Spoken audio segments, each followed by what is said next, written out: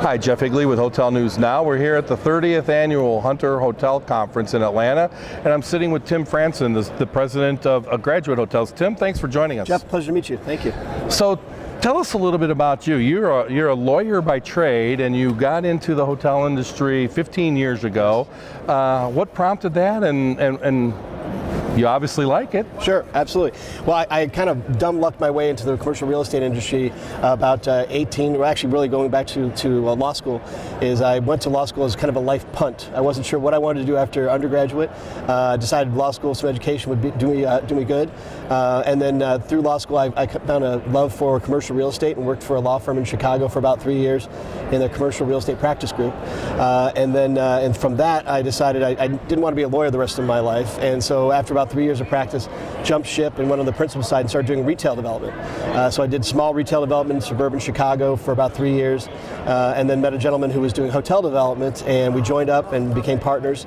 I worked together for about 9 years, but I really fell in love with the hotel business at that point. It's just such a dynamic business. It's just endless how many different aspects there are to it, from obviously things like licensing and labor and employment and intellectual property and design and construction. For me, it's just an endlessly dynamic business. That's why I fell in love with it about 15 years ago. So you now work for a company, AJ Capital Partners, based in Chicago. That's correct. And you have this division, Graduate Hotels, which you are president of. Tell me how that relationship works between AJ Capital and Graduate, and what the dynamic is there. Sure, of course. So AJ Capital Partners is a hotel investment development company focused on the hospitality sector. We do occasionally do some asset classes outside of the hotels, but hotels is our bread and butter. That's our focus. We've always been in the kind of independent or boutique or lifestyle space. When Ben Weprin, our founder, started the company back in 2008, it was in the high-end luxury resort market, actually, quite honestly. And then after a few years, morphed into working into some of the bigger city centers like Nashville and New Orleans and Chicago. But again, all of these in the boutique and lifestyle space.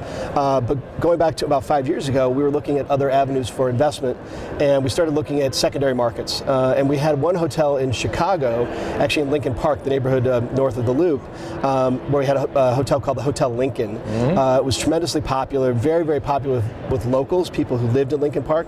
So we had a fabulous rooftop bar, one of the first and probably still the best rooftop bar in Chicago. And I'm a homebound boy from Chicago, so I can say that. But it was a very, very successful hotel, but it was also very close to DePaul University, and only about a few blocks away. So we started seeing a lot of visiting parents, professors, administrators who were going to DePaul were staying at our Hotel Lincoln. And those two things, looking for a new avenue of investment, and the relationship that Hotel Lincoln had developed with DePaul University, or people going to visit the university, was really kind of what went off in the light bulb went off in Ben Weprin's head, and said, why don't we focus on university-anchored markets and create our own brand to do it? And that was the birth of Graduate Hotels. So at present, how many Graduate Hotels are there? So there are 10 open and operating right now. Okay. We just opened our 10th in December in Minneapolis, Minnesota. That one is actually on the campus of the University of Minnesota. Actually, of all of our 10 that are open, that's the only one that's actually on a campus. Everything else is off campus or very close to campus. We have 10 open right now. We've got 10 other properties we own that are at various stages of either development or conversion to Graduate Hotels. So you'll have 20 within the next year or two? Several years ago, we set a goal of having 20 by 2020, and quite frankly, by the end of that year, we'll probably be closer to 25. Is there a specific ADR you look for, a range that these communities have to support? You know, not exactly. And I think what we really love about what we've created here is the fact that we don't have, like a lot of other brands, we don't have a rate ceiling or a rate floor. We're not in a strata with a bunch of other brands. In some markets, we can be the rate leader. In Ann Arbor, Michigan, or Oxford, Mississippi are perfect examples where we're the best located and the nicest hotel in town. And so for that reason, we're the rate leader. But in other markets, we can be a value option. I always use Richmond, Virginia as an example, where we're about a block away from the Jefferson Hotel, which is a beautiful old historic hotel in Richmond. And they're the rate leader, obviously. And there's another hotel called the Quirk a couple blocks away. They do very, very well as well. But we can be basically a value option to them because we don't have to charge quite the ADRs that they have to or that they're able to achieve. So we can play a little bit below them. So we have ADRs, running anywhere from $120 a night to $250 a night on an average basis across our portfolio. And how are these financed? Are they all done through AJ Capital? Yeah, so AJ Capital has its own discretionary fund. We raised last year. We're in the process of raising our next one right now. But we've got the capital to keep going. We've got dry powder, if you will. On the equity side, we have our own discretionary capital there. That's the investors in that are large institutions, family offices, high net worth individuals. We've had some university endowments in the past.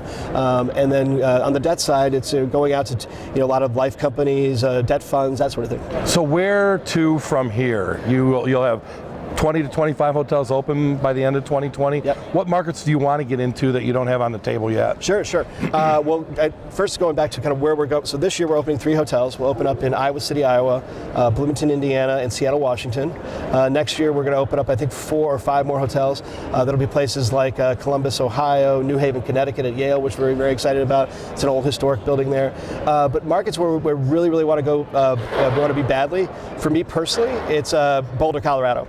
And that's because my son's a freshman there. So I've only got 3 more years to get a hotel in town before graduation. I got to find a place to stay for graduation. And what's your sweet spot in terms of size of hotel? What do you? It probably is somewhere between 150 to 225 rooms is the sweet spot. Our smallest property is in Madison, Wisconsin. That's only 72 rooms. It's got a rooftop bar but no meeting space. And then our largest property was the one we just opened up in Minneapolis, which is 300 rooms and has close to 20,000 square feet of meeting space. All right. Tim Franzen from Graduate Hotels. Thanks so much for stopping by today. We appreciate it. Thank you, Jeff. It's been a pleasure. Thank you.